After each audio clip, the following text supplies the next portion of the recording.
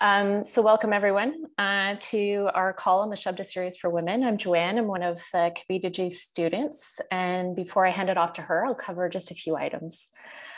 So please verify that you're on mute unless you're speaking. And we'd love for anyone who's comfortable doing so to turn on their cameras. We have a stronger sense of being together. In terms of the call, after my intro, Kavitha will walk us through the details of the Śabda series. And following this, a few of her students will share a little bit about their experience, and then we'll move on to the Q&A. So you can either share your questions using the chat function as they arise, or you can wait and ask them live when we get to that section of the call. I believe we have a few collected in advance, and we'll do our best to cover those as well. And if there's anything you want to review, don't worry, the recording of the call will be shared, so you'll have access to it after today as well.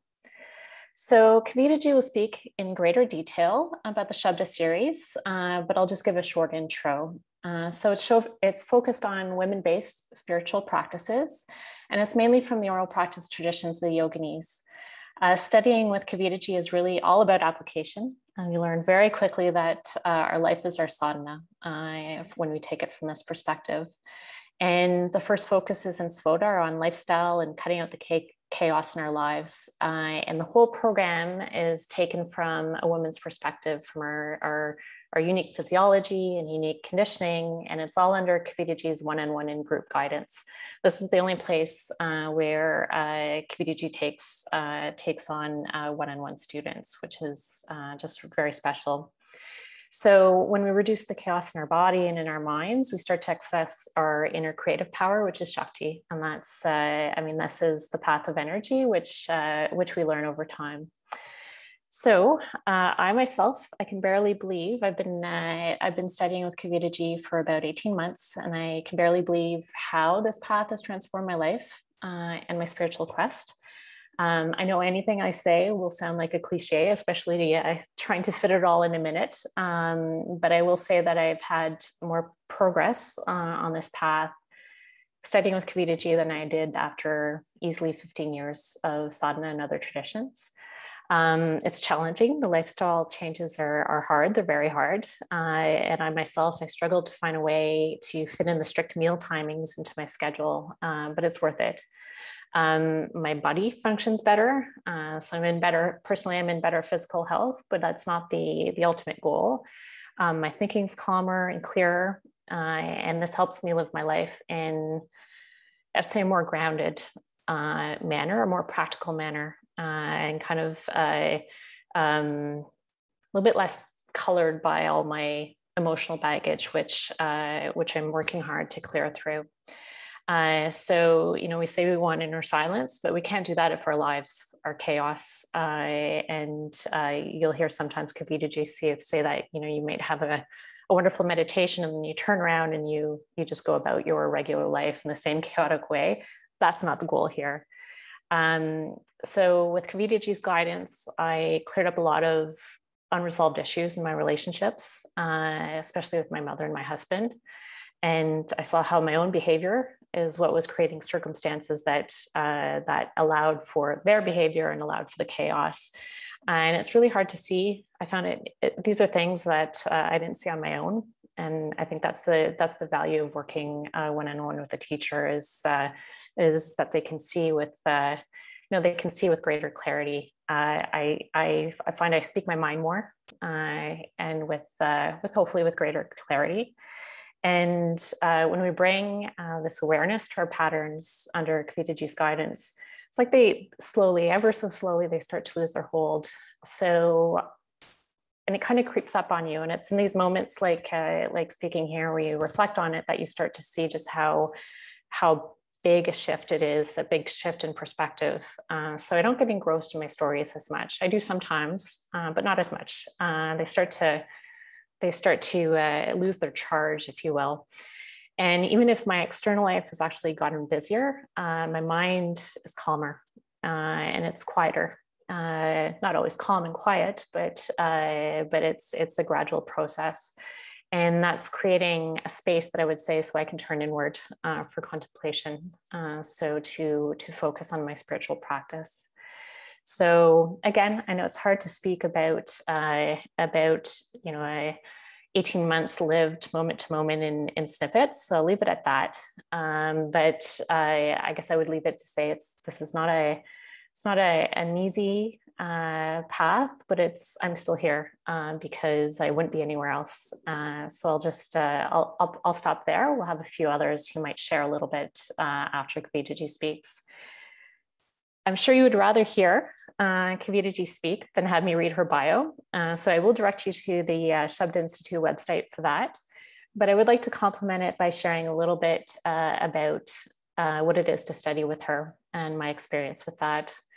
So the teaching in this series are heavily influenced by her beloved guru in the Yogini path, Dr. Sumit Kasarkar, who you may have already met in the Heart of Wellness course if you've started your preparation for the application.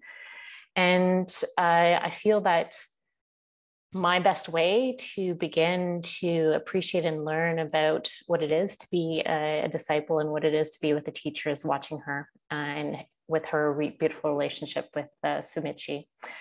Kavitha doesn't teach anything that she has not applied, that she is not applying herself and is not working with and have worked with herself. And she teaches what's really unique is she teaches from the perspective of a woman, having experienced it, from having a woman's physiology, kind of know what it's like to have the cultural conditionings and role expectations that women have, which is something I haven't been able to find until now. And maybe the last thing I'll mention is that what is just exceptional about studying with her is that you're in a one-on-one relationship. And she individually guides and challenges us as long as we show up as well. She shows up fully and expects us to do the same. And I just want to close off with a recent example of just how special this can be. So my father passed away last week, which I'm sure some of you know what that's like or can imagine what's that like. And the first call I received was from Kavitha. And she called from her much needed vacation. And that's just how she is. She was checking in on me and was making sure she was there right from the start to guide me through this experience. And all of us, I would say, who were in this program and studying with her, just feel so held and enveloped in her strength and in love and her love. And I don't think this is something you can find anywhere else or that I know of. But with that, I will turn it over to Kavitha to walk us through what this program is all about.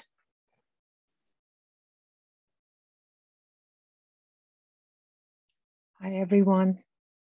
Can you hear me? Shri Matre Namaha.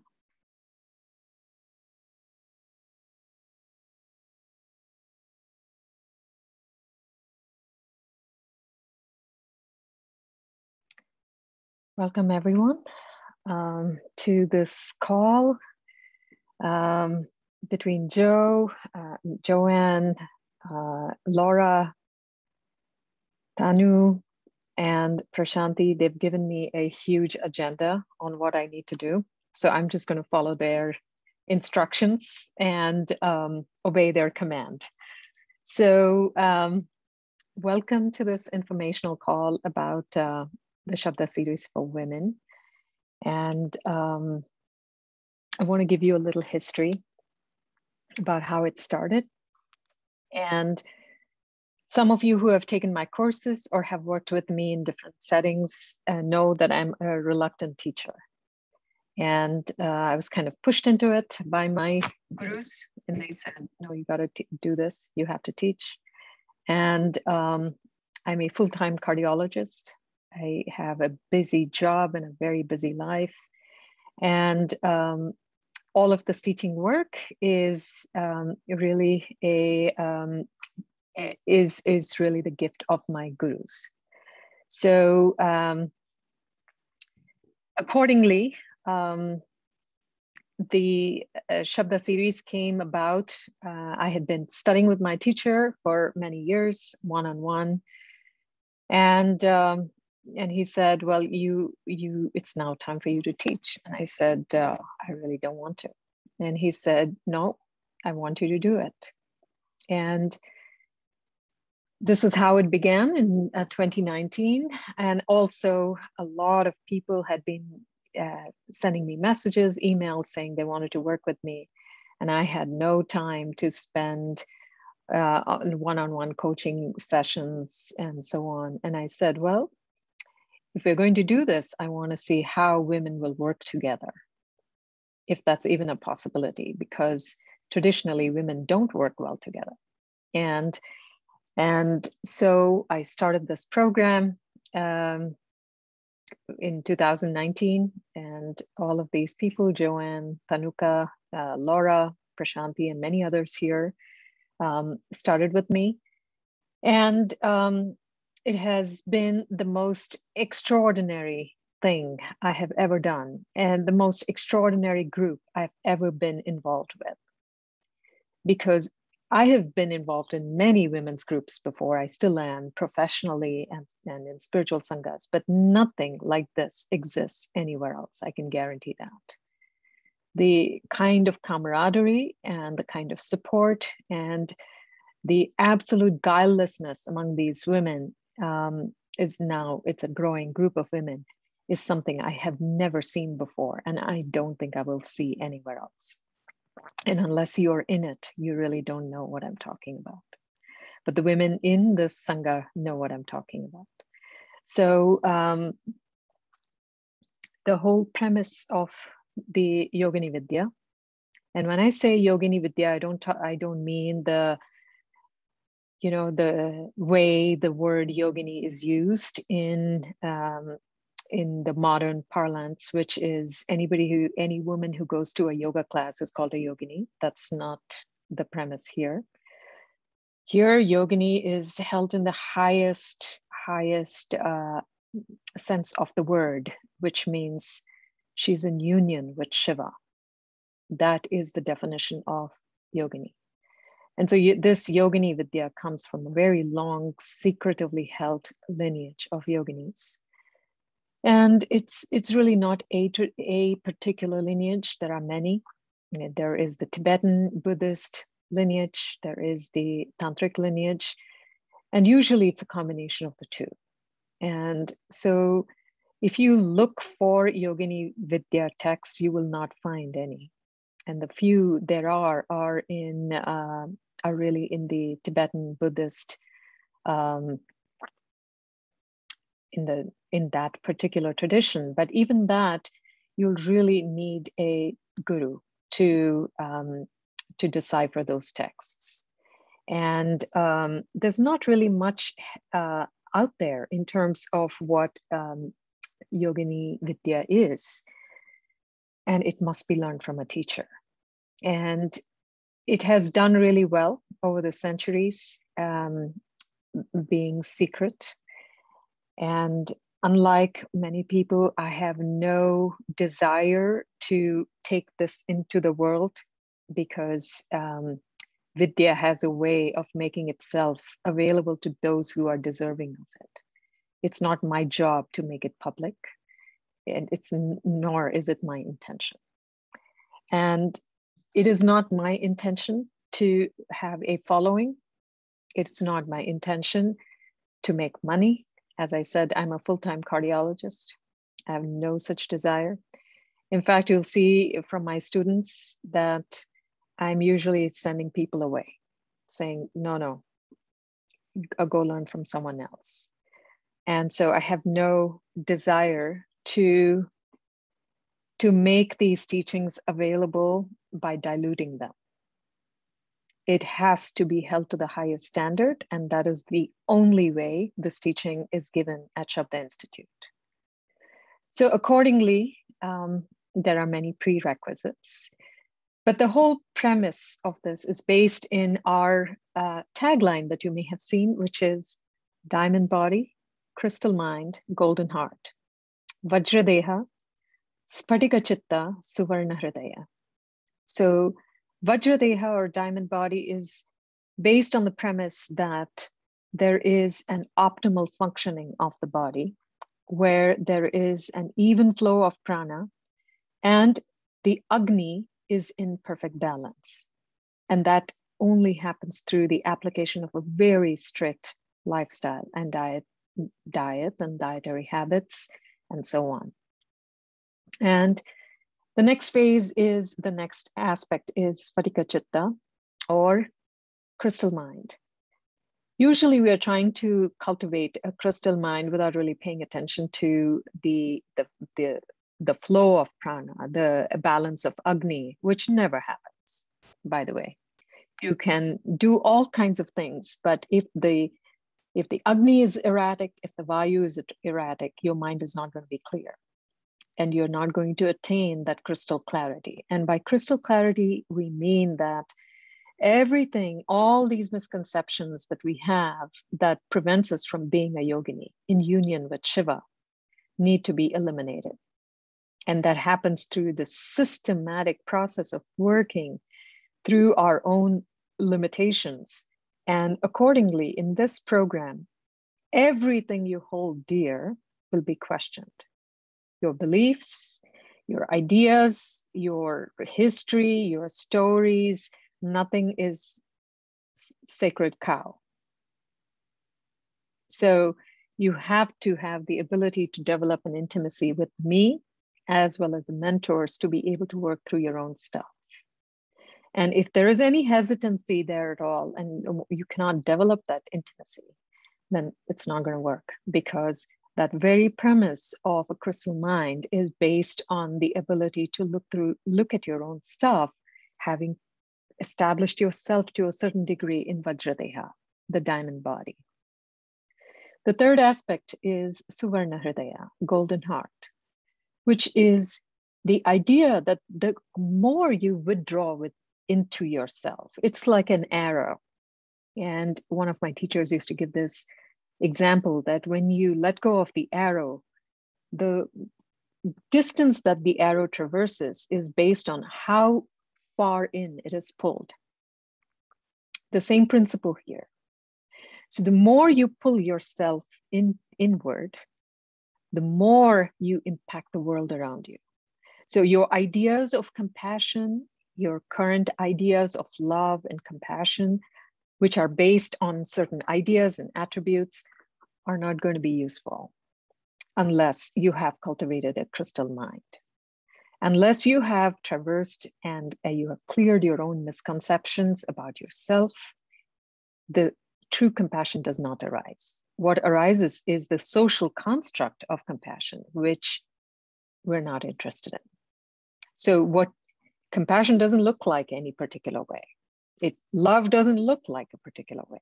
And that insight, that understanding doesn't happen until you are established first in the diamond body and the crystal mind. So our whole purpose here is to work on ourselves so much that we become beacons of light for everyone around us. The world changes because we change. We're not in the process of trying to change the world without having worked on ourselves. And I know that this is the premise in many paths. It's not unique to this. The way we apply it here is pretty radical. And the way we do it here is hard, as Joanne said. And so the way the program is set up is that it's a timeline of 6 months for Svota, and that is followed by a retreat. Now, if you read on the website, 6 months is kind of arbitrary. You know, we just set this time. It doesn't mean that at the end of 6 months, somehow you're going to be magically transformed. You may be, or you may not be. It depends on each individual person and how much you bring of yourself, how much you're willing to surrender, how much you're willing to work with others, with me and with your mentors, and how much of posturing you still bring into it. So it's a 6-month program, and it's followed by a retreat. And the date of the retreat is not set. It'll be set 2-3 months in advance. Thus far, we have had okay, so this year it was kind of in person. It was supposed to be online, but some students really wanted to come and be with me. So we ended up having kind of a part in person and mostly online. And we're having another retreat coming up next month, but that is the end of the second program, which is Setu. But SPOTA is what we're talking about here, which is 6 months followed by an in-person retreat. It does require you to be present every single day. You need to check in every single day. You will be working with a partner, and you need to check in with that partner. You need to bring your all into this partnership. People who don't work well with partners will not thrive in this program. If you are a loner, if you don't like being online, you don't like working with people, you like to be withdrawn and quiet, this program is not for you, because it's only in your sharing that I can come in and help you develop that crystal mind.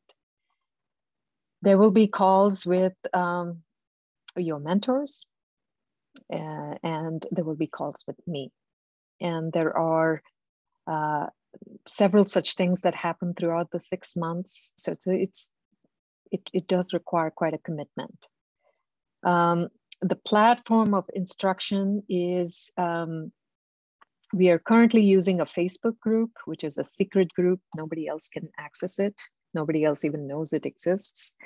And that's where all of the sharing happens, because we haven't found another platform yet that we can work with.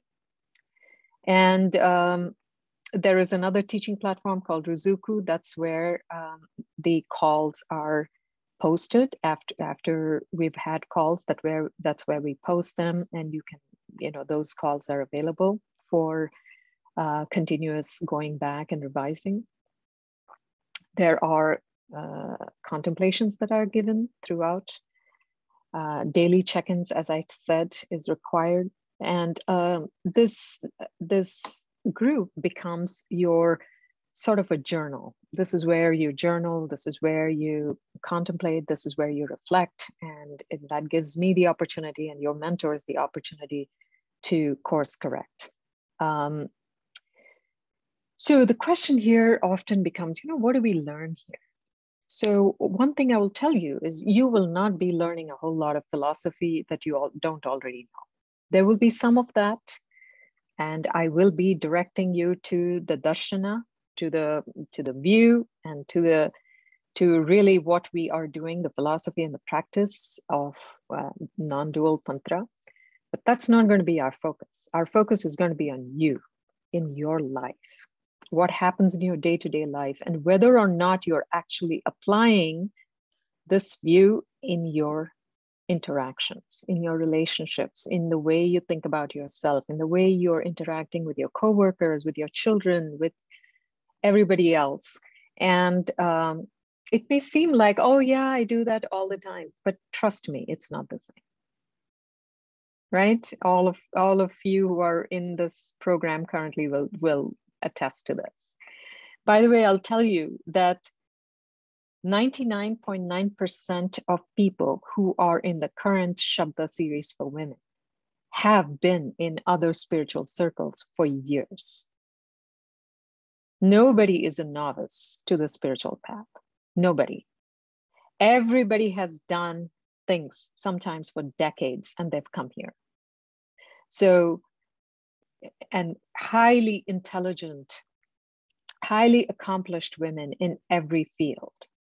So we have professionals, we have artists, we have incredible people. Every single person in the current Śabda program is just a highly accomplished woman in her own field who has been on the spiritual path for many years.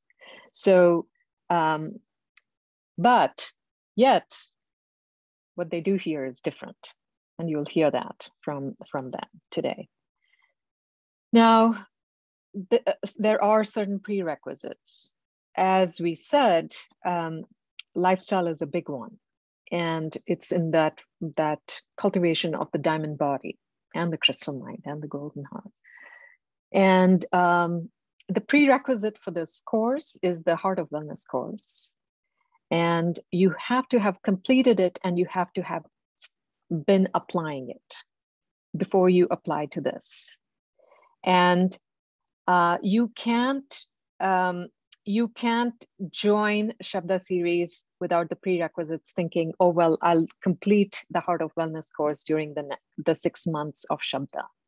No, because when you enter Śabda, everything takes a turn for more strictness and more, more lifestyle changes. So the basic is the Heart of Wellness. You have to be applying it in its entirety before you apply for the Śabda series.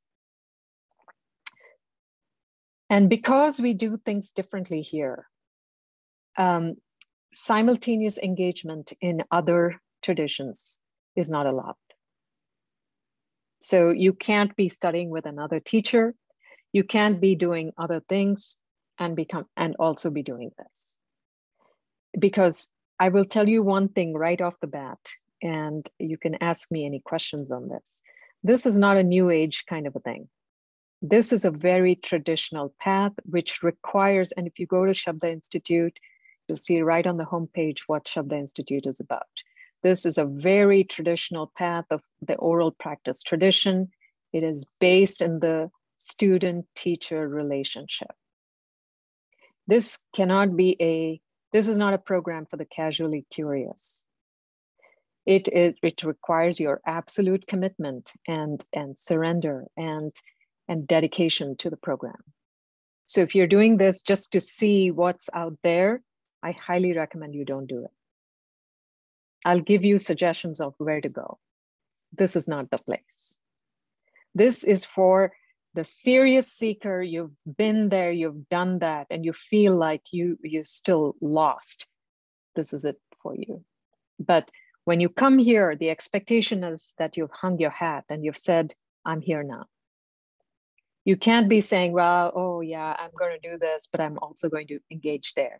Accordingly, I don't allow social media engagement with any other group in any format. I discourage engagement with other sanghas. And the thing here is, the purpose of that is you need to commit to one thing. Because when you go there, you hear something else and your mind gets confused when you're trying to apply one thing. And that's how the human mind works. That's how human behavior is. So we want to become single pointed. Please mute yourselves. And so that's not allowed. And that's a very, very strict thing. And participation is everything. So if you are a very busy person, you're busy with your life, your kids, you really, and participating and then being engaged in a sangha stresses you out, it's not for you. Again, it requires you to be all in. And that all in becomes more and more and more significant as you progress. And so there were some questions that have come in through emails. Does it include initiation? Yes and no. Yes, and there will be an initiation into a mantra about halfway through the program, and then it's all individual thereafter. Once after the Sphota and the Setu, the program becomes totally one-on-one with me, and everybody gets what they need. So I have some Sri Vidya Upasakas among my advanced students. They get a different instruction as opposed to somebody else who has a different inclination, and depending on what that person's inclination is, where their focus is and where their attention is, what their energy is, different practices are taught after samadhi and beyond. So can I still, okay, I think I've answered these questions about initiation. Do we have dates for the retreats? Do they have to be mandatory in person? No. Usually there's an online component to it. Can I still attend without the prerequisites and complete it in the 6-month duration? No. It needs to be done without before you start applying. Can I pay in installments? Absolutely. So some of you have, messaged me or emailed me about payments, and I'll once again reiterate, that is not my main concern. How you pay, when you pay, that's not my main concern. It is whether you're all in or not. So the payment issues and all that are secondary. First, you have to apply, and there is a 16-question application that we'll release later. Every question is mandatory. You have to complete the form, and then there'll be an interview, and I'll decide whether this program is right for you. And after that, we can figure out the payment and all that.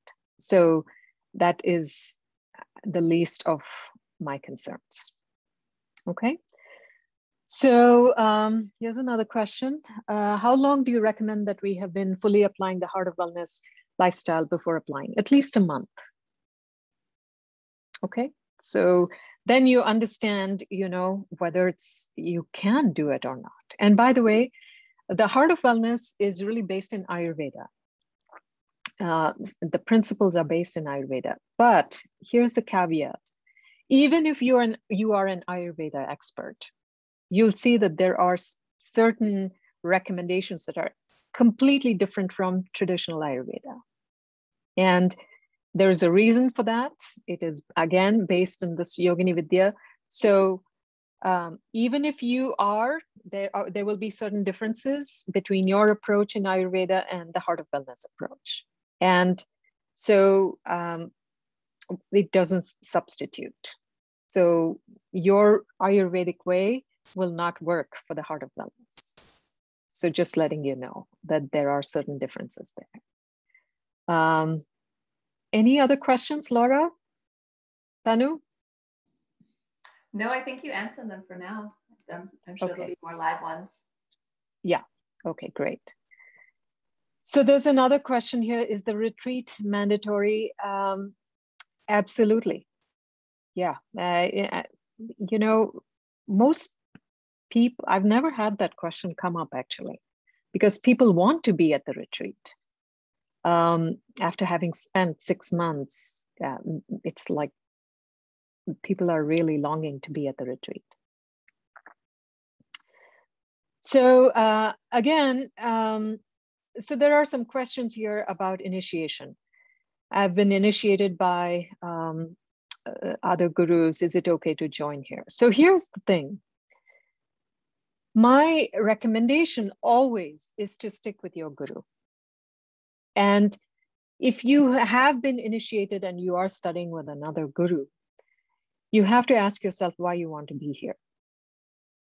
What aspect do you feel is not being covered there? Having said that, I do have, as I said, Sri Vidya Upasikas here, and they are my, guru sisters, a few of them who are in this program. And the reason I say that you should study with your own guru is because there will be many times during this program when I may ask you to stop doing everything. So you have to be willing to do that. And with these people, with the Sri Vidya Upasikas who are right now in the program, I did, they were absolutely willing. They were like, whatever you say, we'll do that. And as a result of that, their Sri Vidya practice has become deeper and more profound. But that is the trust they place in me without any conflict with our guru. But if you have a conflict, oh, my guru said this, but you're saying this, what should I do? I don't want to deal with that. So please work with your guru if you have one. There is really no need to be here. Again, you need to ask yourself why you want to be here if you already have a guru. Okay. Full commitment to this program means I have to stop my community service work. No, I don't mean that at all. Everybody should be doing what they're doing. But if in the program something comes up and you're asked to do something different, I don't know if you would be okay with that. That's the question. You should be willing to do whatever. See, I'll give you an example. As I said, I'm a reluctant teacher. You know, I'm here because both my gurus pushed me to teach. And, you know, whether I was writing my books or doing particular courses, it was always with their, you know, encouragement and blessing. Now, if my guru said, stop teaching, it would be done. There would be no thought. I would close it down in 5 minutes. And, you know, my senior students know this really well. If my guru said, don't write another book, I would stop writing. Because for me, being in the flow of my guru is the most important thing. All this is not important. So that if you have issues doing something because you're asked to do it, then you shouldn't be here. Because it will cause conflict for you, whether it is your community program or something else. Okay, so I hope that makes sense. During Heart of Wellness, are we okay to be with another Sangha? Sure, but not with the Śabda series. Physically, okay, for the retreat, I think, Sandhya, no. As I said, there will always be an online option because we have students from all over the world. What time are the live calls? Is it okay or possible to join from Europe? Absolutely. So we have people from Australia, we have people from Europe, and we even had people from India last year. And we usually have calls that kind of accommodate most people. And we sometimes switch it up so that people from Australia can join, switch it up so the people from Europe can join. So some of the calls, you may have to just listen to the recording, but that's how it is with any Sangha. I live in Australia. Can I join the retreat online? Yes, absolutely. I hope somebody from Australia will talk today. I don't know, Tanu, if somebody is. Can you give examples of what the rigorous practice might be during the program? Well, the most important thing is the lifestyle. Trust me, it's rigorous. Most of your energy and your attention will go to that and how much you resist it. So there is that. Okay. So will I have to stop Sri Vidya Upasana, or will the program condition to help me continue on this path, initiations into advanced practices? So again, you know, it really depends on how I feel about that. So is Rashmi on the call? Yes, Akka, I'm here. Okay, Rashmi, can you talk after everybody talks about this particular issue of Sri Vidya and how you dealt with the practice and my instructions around that? Sure, Akka. Okay, so I'll stop here, and then some of the current students will talk, and then we'll go on to more of QA. Okay. Thank you, Amma. I'll be the one to go. Hi, everyone. I'm Tanuka. I live in Dubai, UAE. So I have stepped into a Śabda journey in September 2019. And I'm one of the senior students in the Sangha. So with Śabda, life has been and is being transformed continuously from inside out. And as Joe said, that the list is endless as to how things have changed for me. But there's one aspect that I wanted to share specifically, which is related to my attraction or addiction for the spiritual image. So when I heard about, or when I used to hear about anything spiritual that would really, you know, get me excited, and I would be, you know, wanting to find out what's in it and let me go spiritual shopping. So spiritual materialism has been one of my big blocks. So when I said that this journey has been transformative inside out, it's very significant for a person like me who was in the journey of acquiring from outside in. And as Amma said, that the focus here is not on acquiring an external knowledge to make us feel better or make us feel good about ourselves. It is such a systematic, algorithmic, practical approach towards everything in life that it made me realize nothing is excluded from practice here. So be it the words I use, my parenting skills, my relationship with my spouse, my relationship with money and job, everything has become the material for sadhana. In fact, life and mundane are the ingredients of sadhana here. And I just wanted to, share that the shifts came to me not through reading a text or chanting a mantra, but through living life, decluttering thoughts and decluttering perceptions, energy, my physical space, and learning to live life spiritually without the usual spiritual labels or trappings, which I was, I have been hooked onto. So the beautiful part of my journey has been the spiritual concepts becoming part of our lived experience, and it continues to be. And of course, the journey can seem tough because specifically when we are wading through layers and layers of conditionings and stories and history, but there's always the incredible support of the sisters of the Sangha. And that's why, the partner work and the check-ins have been so important to me. But of course, the biggest gift has been my Guruma, my North Star, my teacher, and learning with her, under her, how to open up, how to surrender, how to trust more and more in life and face my fears. So that has been my biggest blessing. So I thank all of you for listening. Thank you.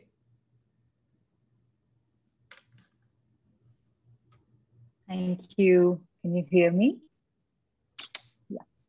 So I'm Monica, and I live in the UK. And today I'd like to share with you some of the results that I've had in my life with the work that we did in India. The first thing I want to talk about is the effect on my well-being. So I came into Spota last year on the back of early menopause following ovarian cancer a few years ago. And since then, I'd been gaining weight consistently. I had trouble with fog, lack of energy, and aches and pains in my body. So the approach of balancing Agni has made a very big impact on all of these symptoms for me.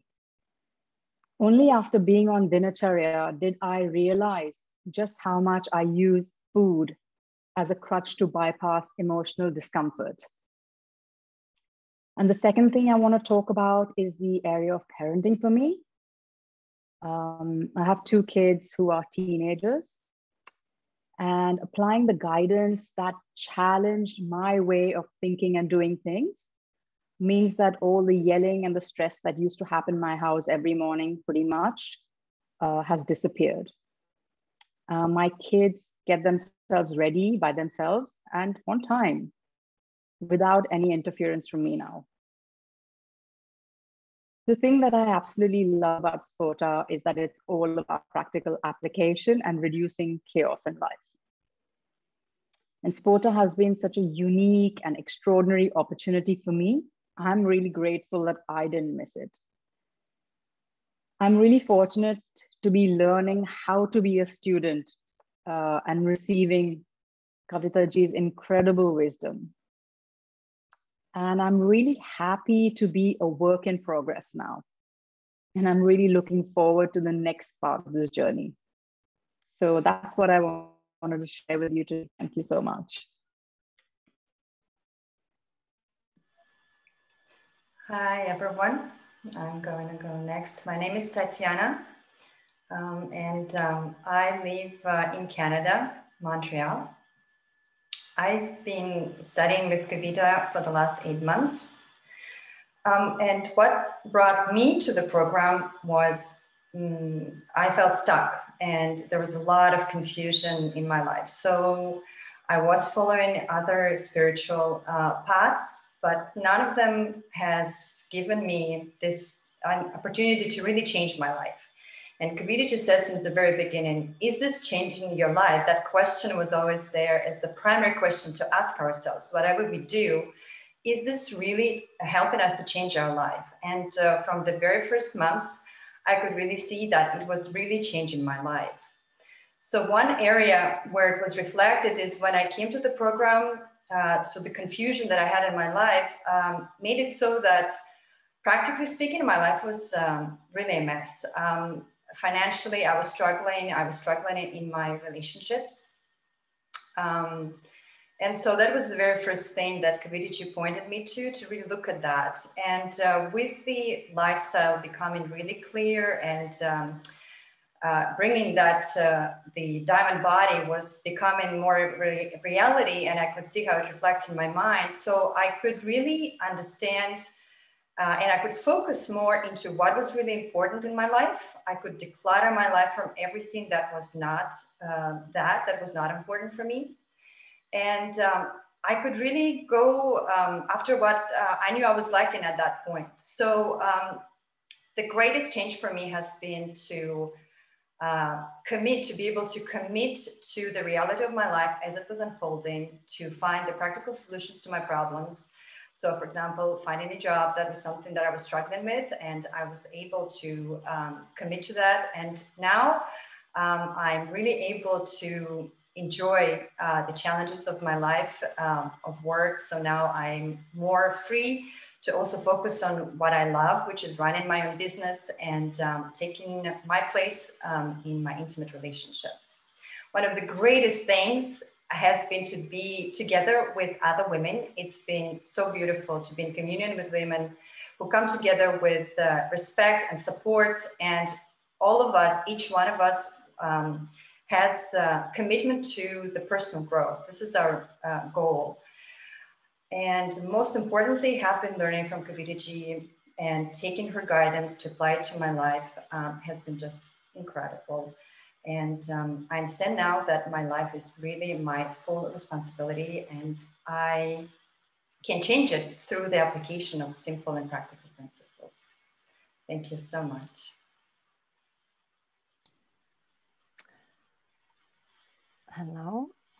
Now it's me. My name is Marzena, and I live in the UK. So my experience in Sparta for about 10 months, it's been the most transformational journey for me. And it has made so much difference to my life. And I must say that it's been very challenging, but it has been really worth it. So, and what I loved about this path and this journey is that this work is so practical and applicable in everyday life. So as it is applicable in everyday life, so every aspect of my life has changed. From on emotional level, on relational changes, my awareness and relationship with others. But most of all, on emotional level, I feel much more grounded and more centered and calm and more assured in myself. So it's not only me seeing it, but the others people are noticing it and commenting on me that I have changed, and they see the change, obviously. And I have this peace in my life, joy in peace in my life. So as Kavitha said already to us, that the world changes because we have changed. And then it was very much, in my case, especially in a relationship with my husband and my mother, my husband, we were much more live with this very flowy, very dynamic relationship. There is less rigidity, more flow, more enjoyment, And I have space. I have my space. He's got his own space. I don't feel so needy anymore. I don't feel abandoned. I'm much more centered again. So and the relationship with my mother is much less entangled and less emotional. There is more forgiveness between us, and we can actually talk to each other, which previously was not possible actually. And I have 2 grown-up sons, and this relationship has changed so much. There's much more respect and kind of giving each other space to be and just to function. So at the end, most of all, I mean, the Sangha, the ladies, the partner work, and of course our beloved teacher Kavitha, it's just the experience is unmeasurable, and I have never felt anywhere else in any group the way I feel here, and I haven't had so many changes in my life as anywhere else. So I'm really blessed to be here. Thank you.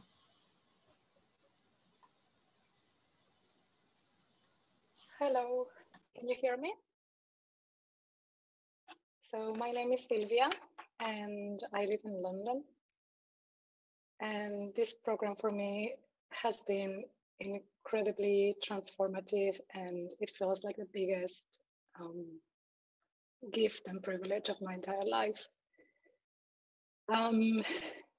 It's you know, not only is a yogini path completely dedicated and tailored and created by women for women, but studying with Kavitha is just it's just incredible, because she's working with somebody who has a huge breadth of knowledge, but it's not theoretical. She has applied all this to her life for years, systematically and exhaustively. So everything she gives to us, she gives from her own experience, and that makes a huge difference, because it's, you know, the teachings you get from her are so powerful and so practical, and you know, applied to my life, this has, you know, it's made a huge difference. So when I came to this path, I had been on the spiritual path for several years already, on and off, and I had a very big thirst and a very big drive for the spiritual path. But at the same time, I was stuck, and I was really struggling, because also, you know, my life was a bit of a mess. I felt really, you know, my energy felt really clogged down. I was struggling with chronic bouts of depression, anxiety, chronic fatigue. So it was like I was, you know, stuck in all aspects. I wasn't making any progress in my spiritual life, but also my practical life was, like I said, a bit of a mess. So starting with this path has been more a process of unlearning than learning. I felt like I arrived on the path thinking that I already knew what health meant, what the body meant, that I already knew what my problems were, and what I knew, what I needed. So it has been challenging to learn all these things. It has been a huge challenge and very difficult at times, but it has been immensely rewarding. So starting with the diet, the dinacharya, it has completely, I feel like it's completely rewired my body. So my energy levels are much more smooth, much more, you know, much smoother, much more steady. They don't go up and down constantly. And generally speaking, I feel amazing. Like I feel amazing. So my life is much, you know, I feel juicier. My life feels juicier. And it just feels like my body is now working, or starting to work the way it's always meant to. Like it's not clogged down by a very unsteady lifestyle, or not knowing what, you know, what to eat and how to eat. I'm a massage therapist, so my body is very physical. And before I was always, even though I wasn't working at full capacity, I was always tired and in pain, not very, you know, like low grade kind of chronic pain. And that has almost completely disappeared. I can work for hours and I recover very quickly. And more importantly, I understand now, you know, how the spiritual practice affects my body as a woman, and how being a woman affects, you know, the spiritual path. And, you know, and my whole life now is part of the spiritual path. There's no, there's no category, there's no division. So I could go on and on and on about all the benefits I've experienced. But yeah, generally speaking, my relationships have improved. My family, sister, parents. I feel much more confident at work, which I think shows in the results I'm getting with my clients. I have my finances have improved as a result as well. And I think I'll leave it there for now because I've been talking for quite a while already. But yeah, thank you so much, Kavitha ji. And this is a huge, huge opportunity. So yeah, I hope you take it. Hi, everyone. My name's Holly. I am also in the UK, but I started the program in Australia. And I also started last year, along with most of these ladies who have shared. It would not be over effusive for me to say that being in this program with Kavitha ji has entirely transformed my life. I came to the program with really significant health issues that were really greatly impacting all areas of my life and how I could show up. And very swiftly, things changed for me. Today, I am super well. My energy is stable and strong. My sleep is unbelievably consistent. And I think perhaps more dramatically than that, my perspective around health has completely shifted. Another big area of change has been the radical decluttering of my mind and my relationship to thoughts, stories, and experiences. I really had no awareness when I came in how much fear, anxiety, shame, discomfort, you name it, that I was living with. I just didn't, I thought that was what living felt like. And so in Sphota, a lot of this shifted. As a result, my mind is calmer, it's clearer, and I have a lot more awareness of what's going on. There's still a very long way to go, but now I look out on the world from an entirely different perspective than when I started. My interpersonal relationships are softer, they have a lot more space, and I'm starting to learn what it really means to love. I'm learning to encounter my body and respect what it actually means to be in a female body for honestly the first time ever. I came in with a very transactional approach to spirituality, one in which I really just wanted to feel better. And in its place, I've discovered that there's actually an ever deepening well of faith, trust, and devotion. I'm also slowly learning patience and acceptance, which really is changing how I show up to everything in my life. Having the opportunity to learn from Kavitha ji is the most immense gift imaginable. I'm still in awe that we get to receive this grace, and I really cannot overstate that. We get personal guidance from someone who, for me, and I know for all the women in the Sangha, is a representation, a living example actually, of what the teachings tell us is possible. She is wisdom and grace embodied. The practicality of her teachings, her endless and unfathomable generosity and compassion, and her no BS approach, all of this has 9 months later offered me a life that's truly more brilliant than I could have imagined was possible for me at this point. This feels like just the beginning, and I really couldn't be more grateful. And I'll stop there because, like Sylvia, I could just go on and on, but yeah, hopefully that helps to explain what some of us have experienced. Hi, everyone. This is Rashmi, and hi, Vaidehi. I'm just going to talk about my experience about being here, being a Sri Vidya Upasak. And so I met Akka before I joined the Śabda series. I had this immense interest in Mahavidyas, and that's how I met Akka through the Shakti Rising book. And I had no idea about Sri Vidya, so it just came up for me, and I wrote to Akka and I was telling her that this has come up for me, and maybe I'm thinking of going in for Sri Vidya initiation, but I really don't know anyone. And when I started on this path, I was already on a spiritual path, and I had a guru, and I lived in the ashram. So I'd been on the path for a very long time. And so then the Sri Vidya thing came up, and I had no idea, because my guru doesn't, the guru I was with at that time, he doesn't initiate into Sri Vidya. And I spoke to Akka about it. And Akka very generously just took me to her guru.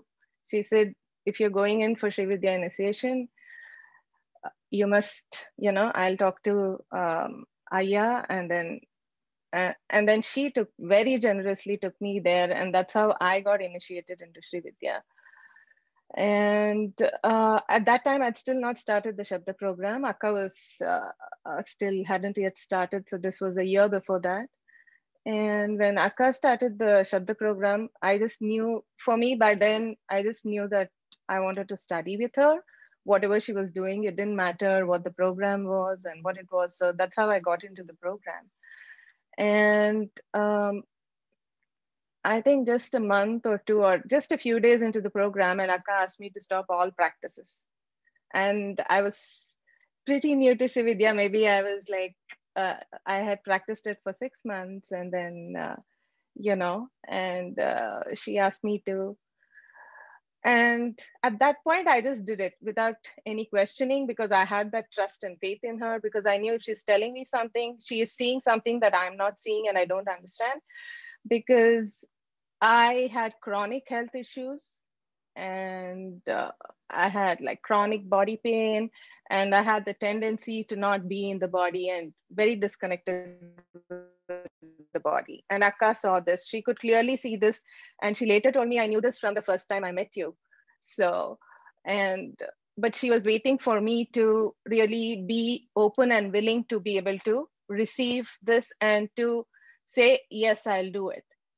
So she really waited for that moment. And when she saw that I was willing, she said, I want you to stop all your sadhana for till I ask you. There's no time frame for that. She just said, I want you to stop. And I said, yes.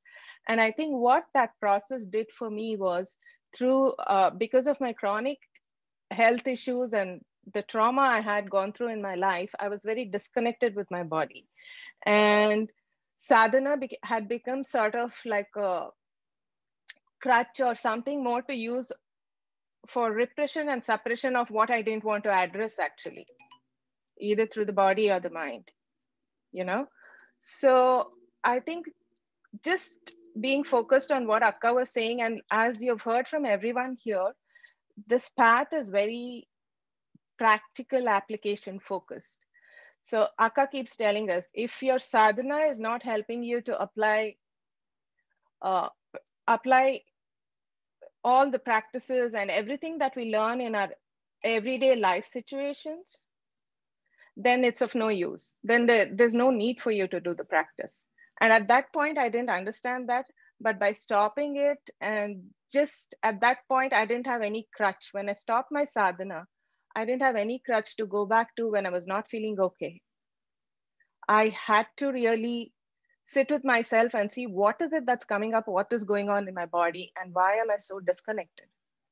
And that is how, for me, it was not about the Sri Vidya practice, or it was not about, not doing any of the other practices that I'd got from my previous guru or anything else. I think just by allowing what Akka said and stopping it, for me, what it has done is now I've come to a stage in my Sri Vidya practice, and then slowly Akka started, when she knew that I was ready to restart the practices, she slowly started asking me to restart and introduced, new practices, and told me how I could modify my Sri Vidya practice.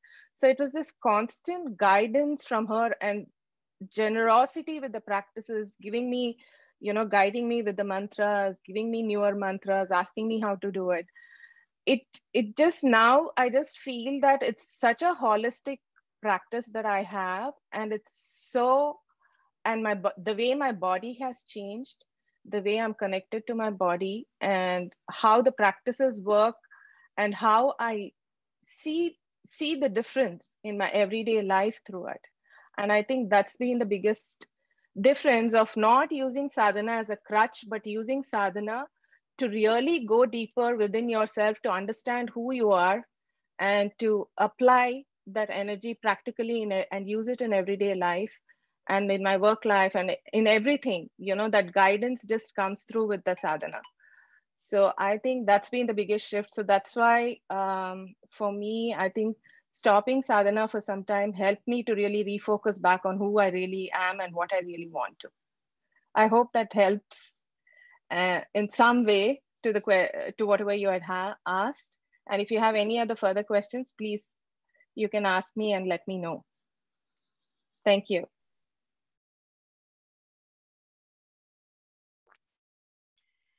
Thanks everyone for sharing.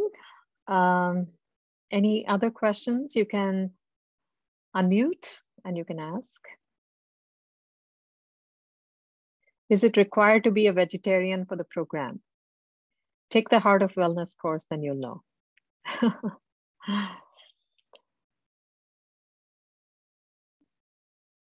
Because our approach here is completely different. It doesn't subscribe to the kinds of things you may be used to with regard to sattva and rajas and tamas. It's a very different approach to all of that. Any other questions?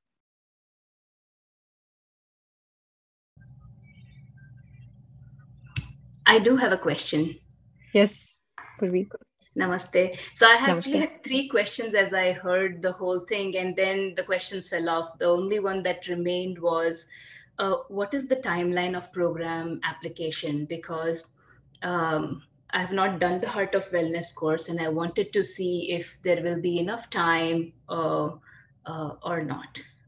Yeah, so we'll open the application in July, mid-July, and the last day for applications will be August 15th, and I review all the applications myself, and then set up for interviews or not, depending on whether I know the applicant well, and then the program begins in September.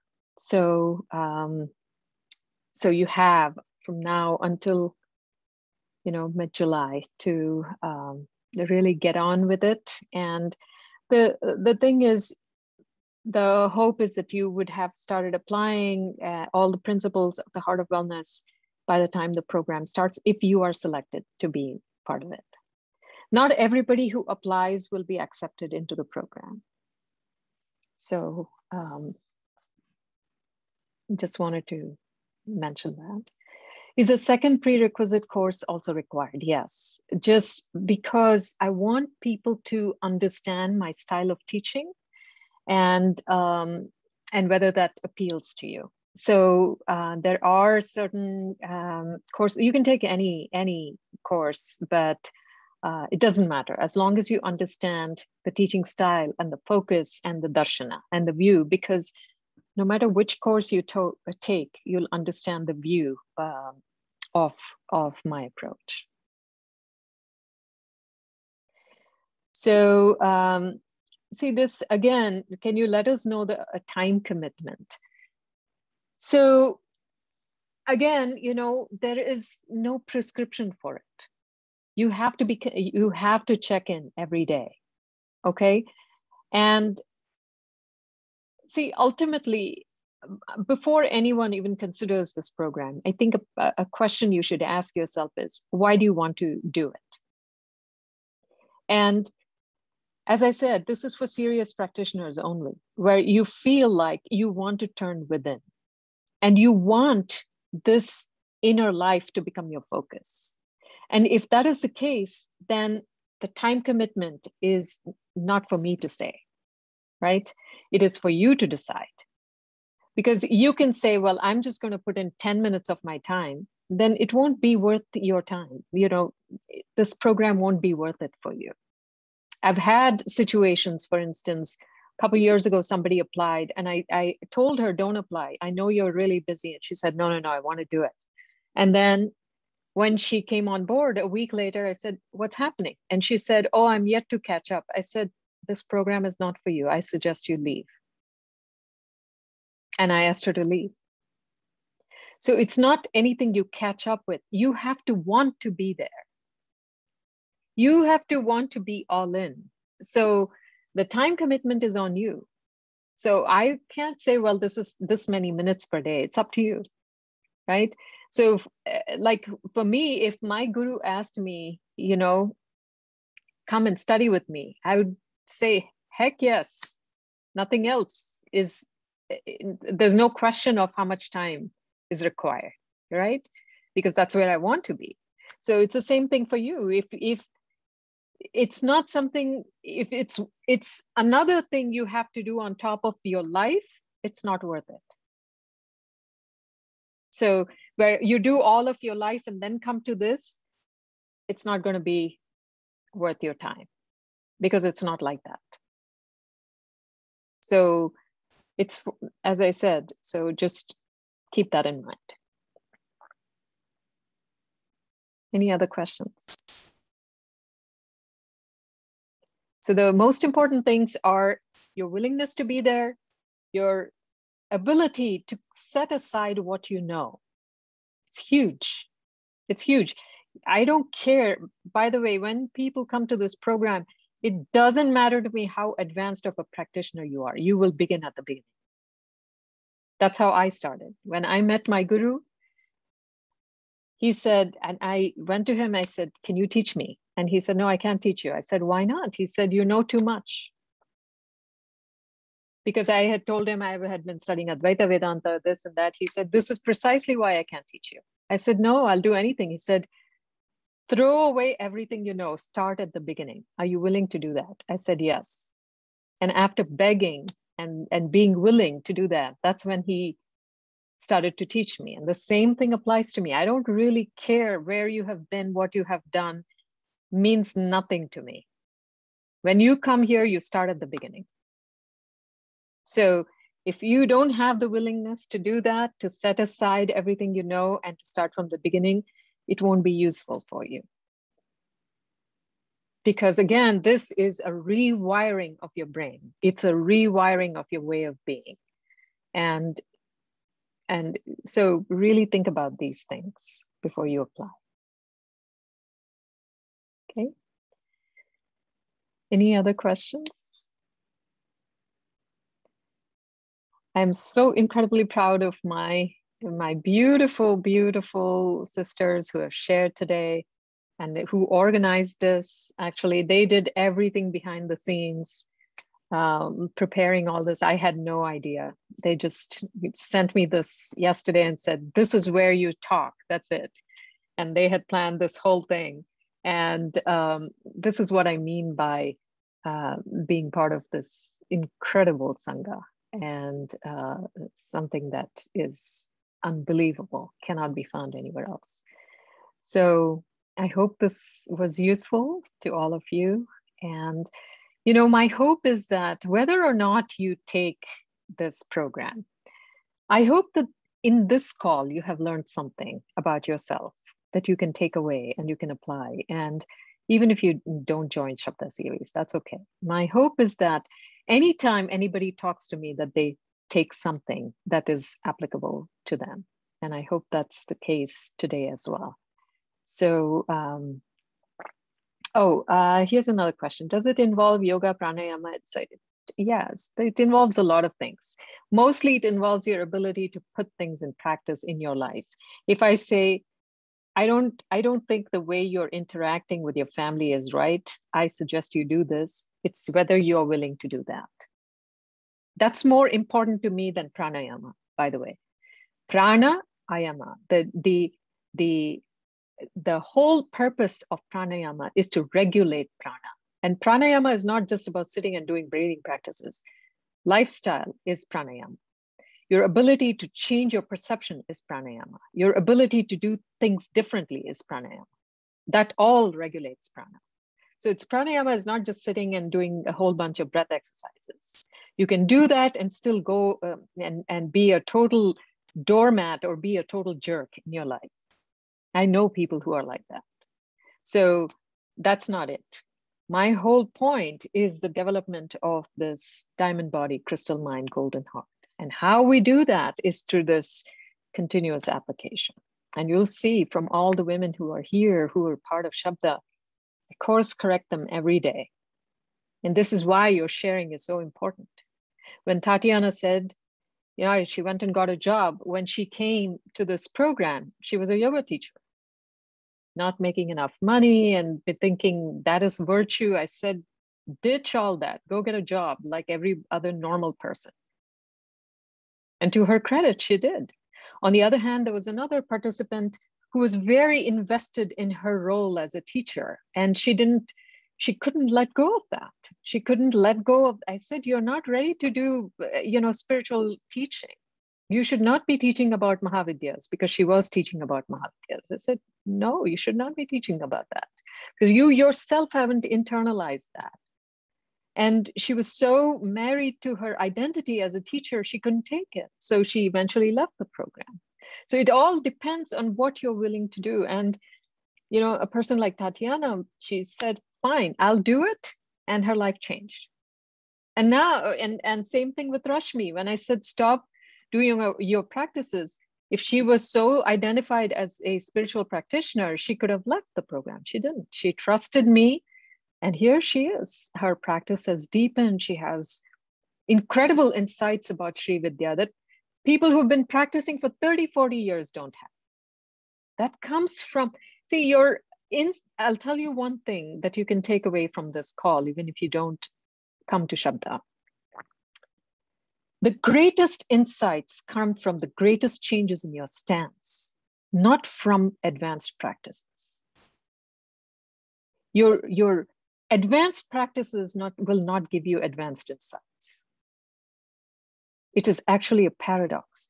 The softer you are, the more pliable and more willing you are to surrender to grace, the more profound will be your insight. Learning a whole bunch of techniques is not going to do that. It's not necessary. So I hope that makes sense. Okay, hope you can take that into your own life. Practice unfolds theory. Absolutely. Yes, practice does unfold theory. So thank you, beautiful souls. It's so lovely to see all of you on this call. And if you're interested and if you have further questions, do email us at info@shabdainstitute.com. And, me or my incredible team will get back to you with answers. And we hope we'll see you, some of you at least, in the next Śabda program. But otherwise, there are always the short courses where if you're interested in those specific topics, that's on too. All right, so take care, have a wonderful Sunday. Thank you for joining us. Shri Matre Namaha.